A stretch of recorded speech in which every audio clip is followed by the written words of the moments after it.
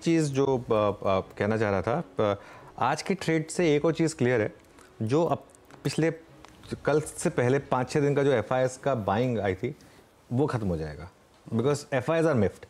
और ये एक और चीज़ है, ये जो एक्सप्लेन कर रहा है आपको कि क्यों निफ्टी और बैंक निफ्टी वीक है जबकि मिड कैप चल रहे हैं, क्योंकि मिड कैप में तो भाई अगेन एचएनआई और रिटेल वो वही क्राउड है जो मैं कह रहा हूँ। करेक्ट, करना क्या, ऑप्शन क्या है, यही ऑप्शन है, यही करना पड़ेगा, ज़्यादा टैक्स देना लेकिन एफआईएस के पास ये एक ऑप्शन होता है कि हम आएंगे नहीं आपकी मार्केट में, हम कहीं और चले जाएंगे। तो ये एक और रीज़न है कि आज लार्ज कैप अंडर परफॉर्म कर रहे हैं और मिड कैप आउट परफॉर्म कर रहे हैं। चलिए अब हमारे एक्सपर्ट पैनल से पूछ लेते हैं कि इस समय क्या बाय और सेल रहेंगे। गुड आफ्टरनून गाबा सर, क्या ट्रेड रहेगी इस समय की? बताता हूँ, लेकिन आपने बस सही कहा कि जाए तो जाए कहाँ। 9:15 बजे मार्केट खुलता है कल, वो तो खुलेगा। आदत पहले लगी थी, वो आज आदत से हम मजबूर हैं, फिर शुरू हो जाएंगे कल, कोई फर्क नहीं पड़ता। स्टॉक जो मैंने चुना है इस वक्त वो है बायोकॉन। बायोकॉन ट्रेड करे 346 पर। यहाँ पर जो ब्रेकआउट मिला है मुझे पसंद है। टॉप होगा 342, करीब ₹4 का स्टॉक है। टारगेट मतलब आपसे 360 के नजर आते हैं, तो बायोकॉन पर ध्यान देना चाहिए on the long side. Okay, Biocon आपका है 346.50 पे लॉन्ग ट्रेड। मानस, गुड आफ्टरनून, आपका ट्रेड इस वक्त का? वीरेंद्र जी, तो देखिए क्रॉम्पटन पे खरीदारी करनी है। क्रॉम्पटन में एक बड़ा कंसोलिडेशन देखने को मिला, मेरे ख्याल से करीब 20-25 दिनों का कंसोलिडेशन था। फाइनली आज हमें क्रॉम्पटन में ब्रेकआउट देखने को मिल रहा है, बेहतर वॉल्यूम देखने को मिल रहे हैं। तो यहाँ पर करंट लेवल्स पे खरीदारी करेंगे। 432 रुपए 432 के स्टॉप लॉस से 465 तक के टारगेट्स पॉसिबल है। 465 के टारगेट ये कैश लेवल्स हैं। 450 वाला कॉल ऑप्शन ले सकते हैं, अगस्त मंथ का 23 रुपए पे ट्रेड हो रहा है। वहां पर आप 17 रुपए 17 के स्टॉप लॉस से खरीदारी कर सकते हैं और इस ऑप्शन में भी 35 रुपए 35 रुपीज के टारगेट सेट कर सकते हैं। ओके, तो ये फिलहाल आपके लिए क्रॉम्पटन का ट्रेड आता हुआ। सोनी से मैं अपना कॉल लूंगी, लेकिन पेट्रोनेट एलएनजी एक बार स्टॉक स्क्रीन पर रखिएगा, क्योंकि बहुत तेजी से उस स्टॉक में मूव आने लगा है, करीब 2% का गेन। इधर प्रॉफिटेबिलिटी का आंकड़ा 54% बढ़ता हुआ दिखाई दिया है। 1100 करोड़ के ऊपर का मुनाफा कंपनी ने डिलीवर किया है और उसको बाजार हाथों हाथ ले रहा है। रेवेन्यू हल्का सा थोड़ा सॉफ्ट है, लेकिन 13,415 पर है वर्सेस 13,800, तो 400 करोड़ की कमी देखने को मिली है। लेकिन इबिटा पर आप देखिएगा तो वहां पर एक अच्छा खासा इजाफा है। इबिटा 1100 करोड़ का 1564 करोड़ पर, इसीलिए वो 342 के आसपास। सोनी, फटाफट पहले इस पर एक टेक चेक दीजिए, क्योंकि स्टॉक में एक बहुत तगड़ा स्पाइक इन नंबर्स पर। मार्जिन भी 8% के 11% के ऊपर आए हैं, इनफैक्ट 11.5% के मार्जिन। यहाँ पे हम देखेंगे तो 325 पे काफी स्ट्रॉन्ग सपोर्ट है। सो जब तक 325 सपोर्ट को यहाँ पे डिफेंड कर रहा है, 360 365 की रेंज को एक बार टेस्ट कर सकता है। सो कंटिन्यू कर सकते हैं होल्ड करने के लिए लॉन्ग्स 325 स्टॉप लॉस के साथ। 3% ऊपर नतीजे अच्छे हैं। आगे कोई और डिटेल आएगा तो उसको हाईलाइट करेंगे। इसके अलावा सोनी, आप क्या तैयारी करके आई हैं हमारे लिए आज, क्या स्टॉक है? हर्षदा जी, यहाँ पे मेरा बाई रिकमेंडेशन रहेगा कोरोमंडल। अगस्त फ्यूचर्स में बाई करने की सलाह है।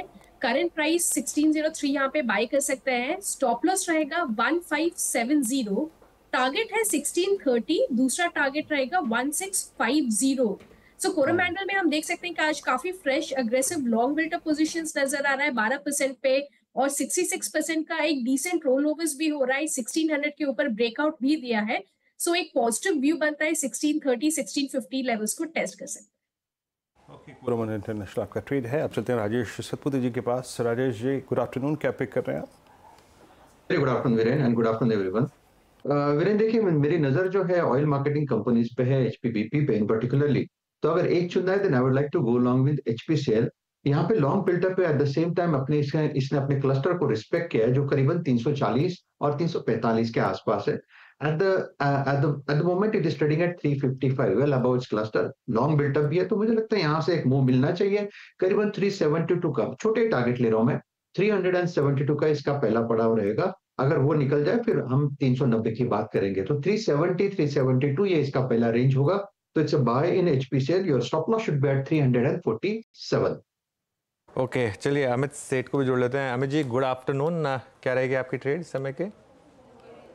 Afternoon Viren ji, Harshita ma'am and everybody on the panel. Anuj ji, इस समय की मेरी ट्रेड रहेगी ग्रैन्यूल्स। ग्रैन्यूल्स का अगर स्ट्रक्चर देखें तो यहाँ पे स्टॉक एक 52 वीक हाई रजिस्टर कर रहा है। अपने इंपॉर्टेंट पिछले 10-11 दिनों की ट्रेडिंग रेंज पे जो इसने कंसोलिडेशन किया था उसको क्रॉस कर रहा है। मोमेंटम इंडिकेटर्स काफी पॉजिटिव है और स्ट्रक्चर में हायर हाई लोज यहाँ पे कंटिन्यूसली फॉर्म हो रहे हैं। तो ग्रैन्यूल्स बाय करें, 542 का प्राइस है, टारगेट रहेगा 555 का और स्टॉप लॉस रहेगा 534 रुपीज का।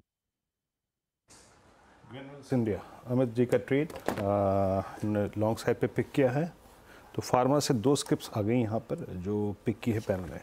गौरांग शाह मौजूद है हमारे साथ इस वक्त। गौरांग, गुड आफ्टरनून, कार्यक्रम में स्वागत है। आई थिंक पोस्ट बजट आप इस बाज़ार के मूड को, स्पेशली निफ्टी बैंक को, रियल स्टेट काउंटर्स को देख ही रहे हैं, और बाज़ार ने थोड़ा सा झुकाव अपना आज फार्मा की तरफ किया है, कल IT FMCG की तरफ किया था। आप क्या पिक कर रहे हैं, कंफर्टेबल किसको चेस करने में आप?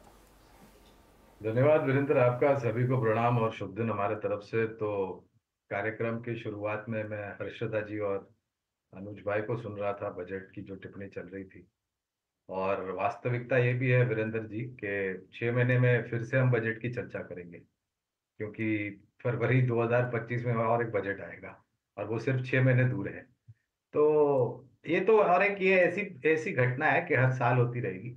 अगर सरकार नहीं गिरी तो हम गौरांग जी, आप गौरांग जी स्ट्रैटेजी दे रहे हैं, डरा रहे हैं? डराने का काम ही नहीं है अनुज भाई। मैं तो खुद इतना मतलब सक्षम हूँ, मैं डराने की बात नहीं कह रहा, मैं बता रहा हूँ कि हमें तैयारी रखनी चाहिए और फिर जो आएगा अपनाना चाहिए अनुज भाई, बस यही है। विकल्प के रूप की बात कर रहे थे तो ONGC को हमने चुना है। अभी चैनल में महानुभाव जो बैठे हैं उन्होंने काफी कुछ पेट्रोनेट LNG की बात हुई, ऑयल मार्केटिंग कंपनीज की बात की, तो ONGC पसंद आता है वीरेंद्र। और 360 के पार के लक्ष्यांक फिलहाल मध्यादित दरमियान या कि मध्य अवधि की समय सीमा से मान करके चल रहे हैं, और अगर परिस्थिति सुधरी, नतीजे सुधरे तो लक्ष्यांक को परिवर्तन किया जाएगा। ओके, चलिए अब